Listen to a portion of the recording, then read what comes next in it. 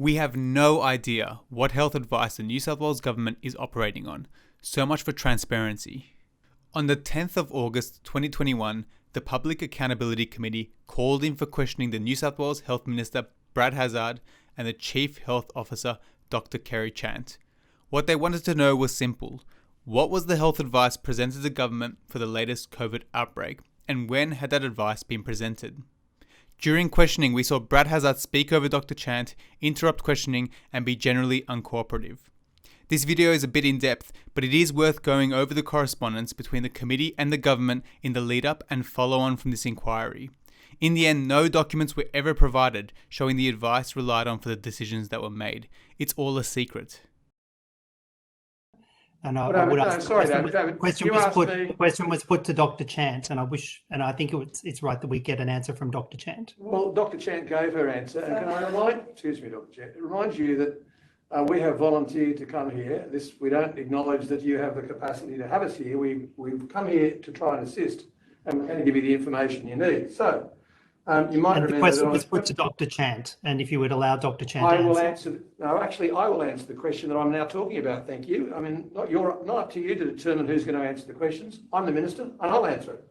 On the 23rd of June, why won't you release the advice then that Dr. Chant provided the cabinet to assure this committee and to assure the public that you listened to the Chief Health Officer in the middle of a pandemic to lock down when we locked down?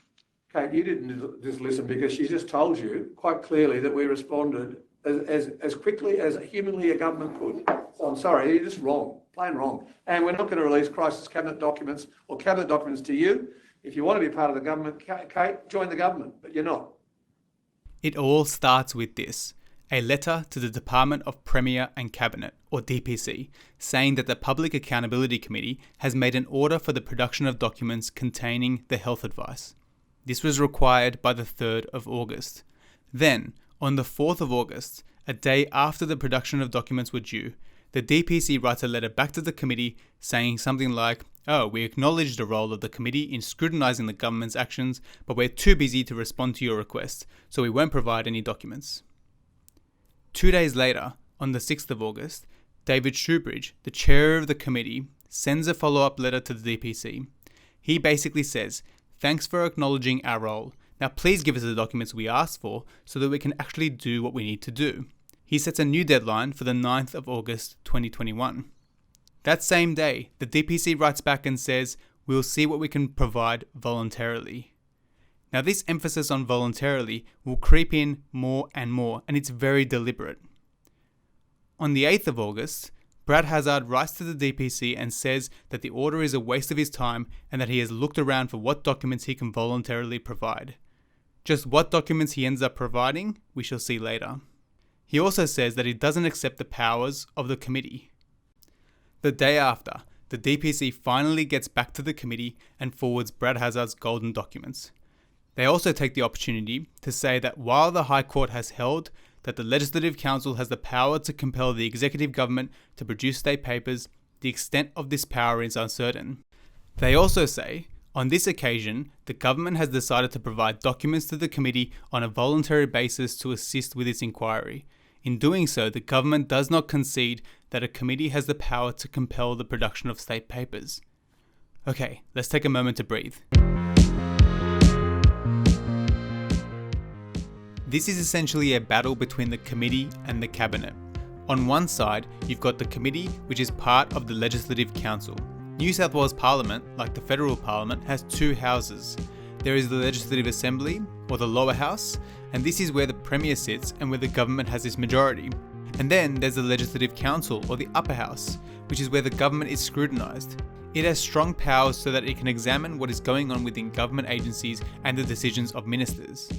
One of the ways that the upper house tries to hold the government to account is by setting up committees. Each committee has a number of members pulled from the different parties.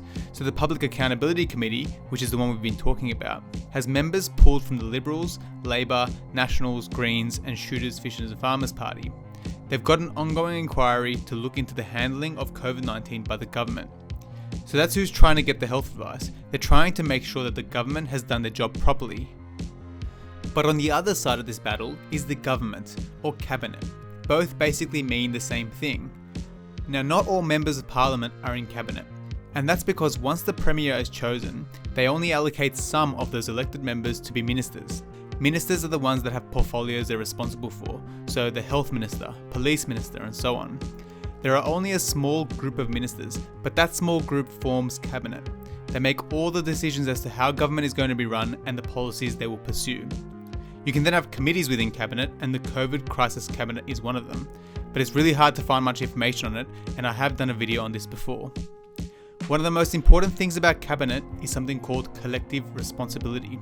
In other words, once a decision has been made by cabinet, all the ministers need to publicly support that decision.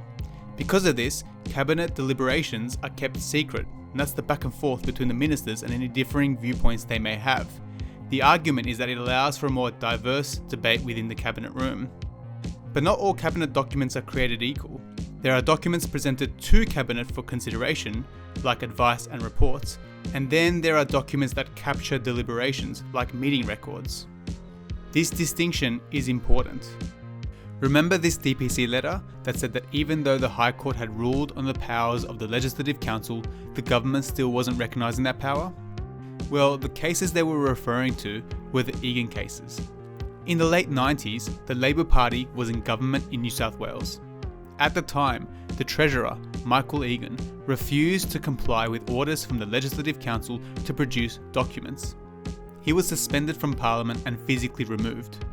He then sued the President of the Legislative Council and others and lost a number of cases in both the New South Wales Court of Appeals and the High Court. The courts ruled that the Legislative Council's power to order the production of documents was critical in their role of reviewing government actions. One of the only limitations to this power would be cabinet documents which reveal deliberations within cabinet. So what that means is that documents can be requested that were provided to cabinet, which is what the committee rightly did by requesting the health advice from Dr. Chant. What they didn't do was ask for documents that revealed the deliberations of crisis cabinet. There was nothing in the order that said, tell us what each minister said in the meetings. It didn't need to. You already had John Barilaro telling the media he didn't think curfews worked, and Dominic Perrottet saying he didn't want lockdowns. Doesn't that defeat the whole purpose of collective responsibility when the cabinet ministers themselves can't even keep it together? Okay, you don't believe we got the balance right on the extended lockdown, though. That's why you spoke up against it in that crisis cabinet. Well, look, Ben, I don't think anyone would be surprised. My job is to advocate for businesses and keeping people in jobs, and that's what I do. What did the government finally provide the committee? What did they so generously decide they would voluntarily hand over? Well, two things. First, an irrelevant one-page document with obvious statements telling us what the Department of Health has been doing, like holding press conferences or advertising on TV. And the rest were just copies of epidemiology reports that are publicly available on the health website. These reports have things like the number of cases, number of tests, and number of vaccinations. There's no mention of lockdowns or the need to reduce mobility. This is not the health advice that was presented to Cabinet. It's just public data. Does this information allow the committee to ensure the government is correctly managing COVID? Of course not. But that's the intention. This issue has been ongoing for decades. It doesn't matter which party is in power, Liberal or Labor. The government of the day is always trying to limit the information that is available.